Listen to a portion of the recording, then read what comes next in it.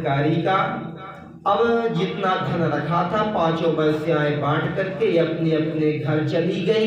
अब इधर जो है गोकर्ण जी महाराज को पता चला कि मेरे भाई का मृत्यु हो गई है।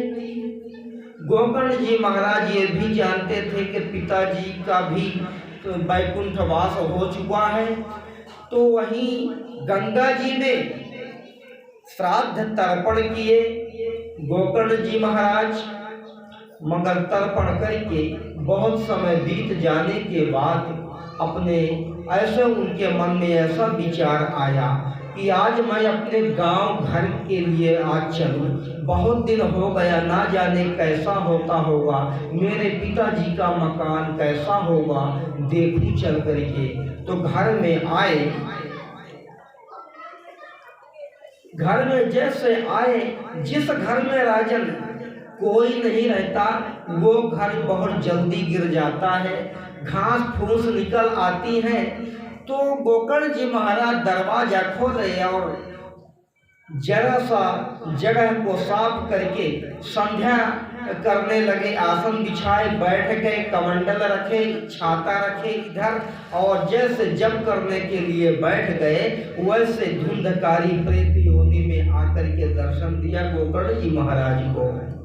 गोकर्ण जी महाराज को कभी बिल्ली बन जाना, कभी मेढक बन जाना, कभी बिच्छू बन जाना, कभी भैंस बन जाना, कभी पशु बन जाना, नाना प्रकार के योनि बदल बदल करके गोकर्ण जी महाराज को छाया दिखती थी। गोकर्ण जी महाराज तो तपस्वी संत हैं, वो समझ गए कोई ना कोई है। तो अपने हाथ में कमंडल का जल लेकर के उसके छाया में डाले और बोले कि तुम कौन हो भाई। तो धुंधकारी ने खड़ा हो गया, बोला भाई मैं हूँ आपका अपना बड़ा भाई हूँ, मैं प्रेत योनि में मैं पड़ा हूँ भाई। तो गोकर्ण जी महाराज कहते हैं अरे धुंधकारी भाई, अभी तुम प्रेत योनि में पड़े हो? तो बोले हाँ। बोले कि मैं तो एक बार नहीं 100 बार पितृ तर्पण और श्राद्ध में किया। गया में गंगा जी में मैं स्नान किया, तिलांजलि दी, फिर भी आपकी संतुष्टि नहीं हुई पितृ योनि से। बोले नहीं भाई, एक बार नहीं, 100 बार नहीं, चाहे आप 1000 बार मेरा श्राद्ध करोगे फिर भी मेरी मुक्ति नहीं होने वाली है। तो बोले कि हमको भी पता नहीं, मगर गोकर्ण जी महाराज आप मेरे भाई हैं, आप मेरे मुक्ति का साधन कुछ ना कुछ ढूंढो।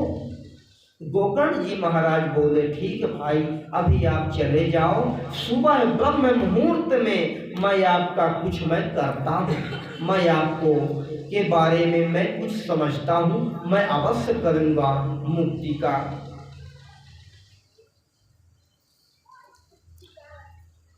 जैसे ब्रह्म मुहूर्त में सूर्य नारायण निकलते थे उसी समय गोकर्ण जी महाराज सूर्य अर्घ्य दिए और सूर्य नारायण साक्षात प्रकट हो गए।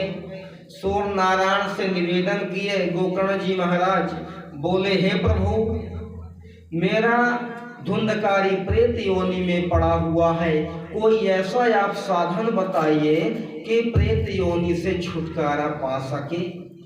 तो सूर्य नारायण ही बताए थे। सूर्य नारायण बोले कि श्रीमद् भागवतान मुक्ति ही सप्ताहम वचनम कुरु। श्रीमद् भागवत महापुराण में ही ऐसी ताकत है कि अपने प्रेत को, अपने पितृ देवताओं को, या कि आप जीते जी कभी भी श्रवण करो, ये मुक्ति का साधन ही श्रीमद् भागवत महापुराण है, इसके अलावा कोई साधन नहीं है। प्रेम से बोलो जय श्री राधे। तो श्रीमद् भागवत का वाचन करो, तुम धुंधकारी के निमित्त भागवत की कथा करोगे तो इसकी मुक्ति अवश्य हो जाएगी गोकर्ण। सब लोगों ने सुना तो ब्रह्मा सुना तो बड़ा सुंदर व्यास मंच उतने समय व्यवस्था में लग गए गोकर्ण जी महाराज। पंडाल सजाया, वहां बांस की बगीचा, बांस का बगीचा था। गोकर्ण जी महाराज स्वयं आसन लगा करके बैठ गए, भागवत जी को स्थापित किया, आगे एक आसन विराजमान कर दिया और कहा, हे भैया धुंधकारी, हे बड़े भाई धुंधकारी, आप जहां कहीं भी हो आप आकर के कथा श्रवण करो। मैं आपके मुक्ति के लिए ही मैं आपको कथा श्रीमद् भागवत महापुराण श्रवण करवाने के लिए मैं बैठ चुका हूँ।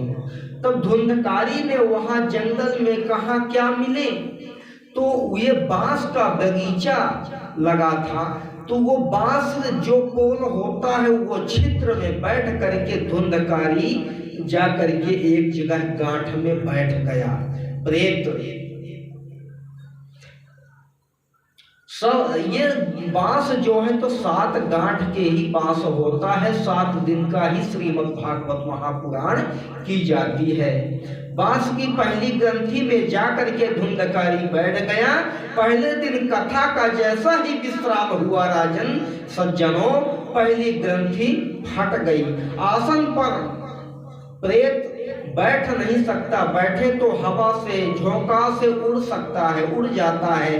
बांस के अंदर हवा का प्रकोप नहीं लगता राजन।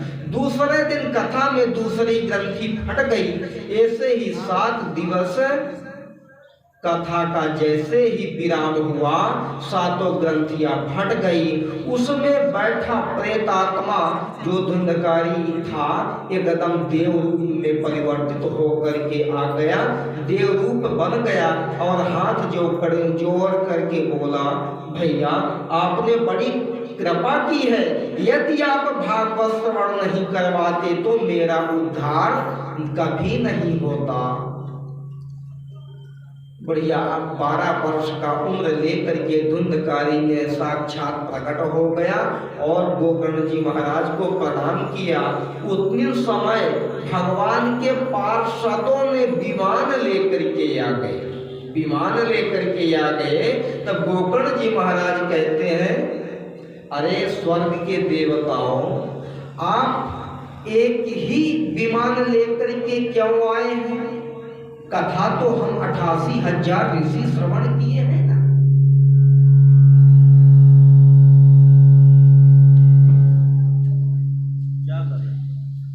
कथा हम बहुत सारे सुने हैं, एक ही विमान की लेकर के आए हैं आप। तब पार्षद कहते हैं, हे महाराज, ये धुंधकारी जो प्रेत योनि में पड़ा था, ये प्रेत के समान कोई कथा श्रवण नहीं किया।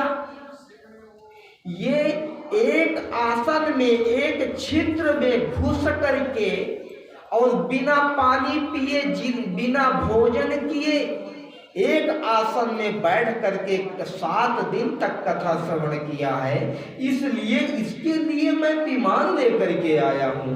और ये जो 88,000 ऋषि लोग हैं, तो कभी व्यास पीठ के तरफ तो पैर ही पसार लेते थे और बातें करते थे।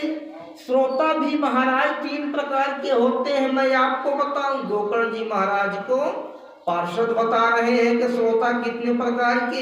श्रोता तो सत्य का होता है कि आज प्रेत योनि प्राप्त करने के बाद देव योनि को प्राप्त कर लिया है, वो धुंधकारी है।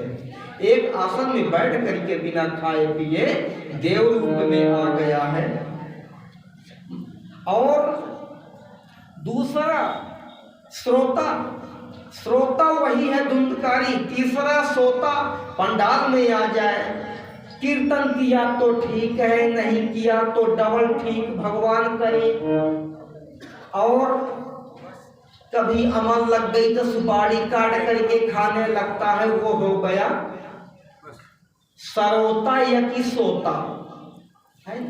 तो श्रोता 3 प्रकार के होते हैं। श्रेष्ठतम श्रोता जो धुंधकारी है, उसके समान चित्त अनुकूल समझ करके कथा श्रवण करना चाहिए। उसको उसके जीवन में कभी भी दुख कभी नहीं रह जाता एक कथा श्रवण करने के बाद।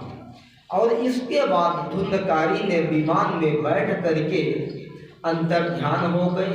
गोकर्ण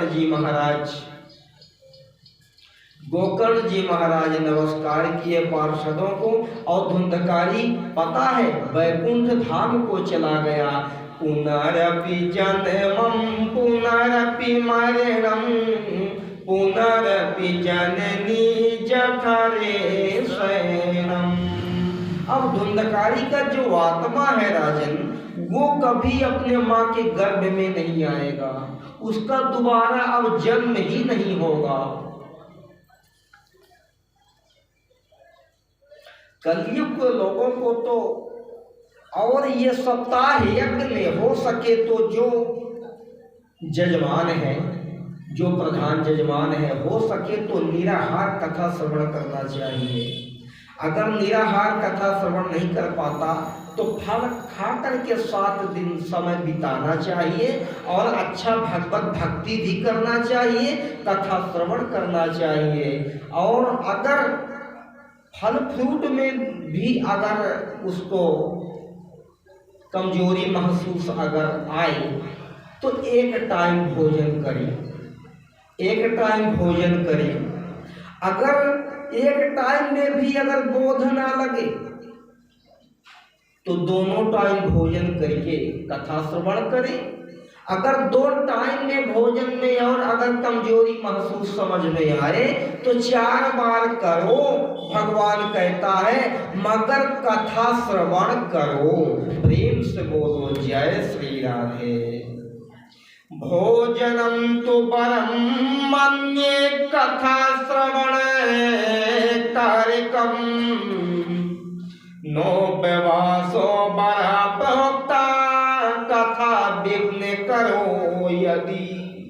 देखो, ये भोजन करके कथा श्रवण करने पर विघ्न बाधा उत्पन्न होती है, झपकी आती है। इसलिए नारायण ने कह रहे हैं कि घृत खाली घी पी करके कथा श्रवण करना चाहिए।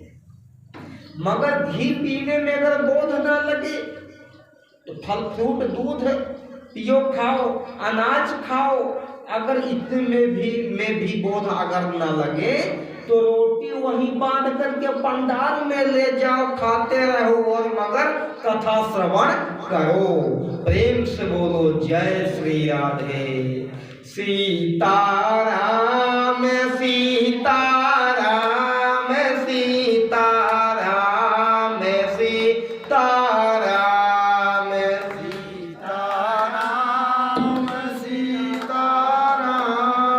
सीताराम सीताराम सीताराम सीताराम सीताराम सीताराम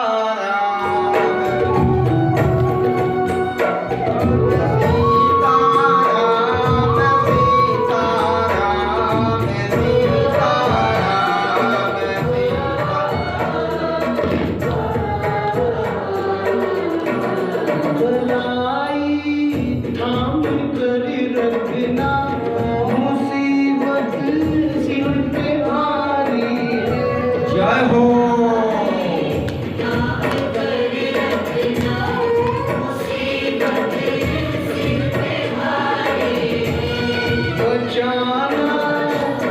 बचाना बचाना हर मुसीबत से तुम्हारी जिम्मेदारी है। हर मुसीबत से तुम्हारी जिम्मेदारी है।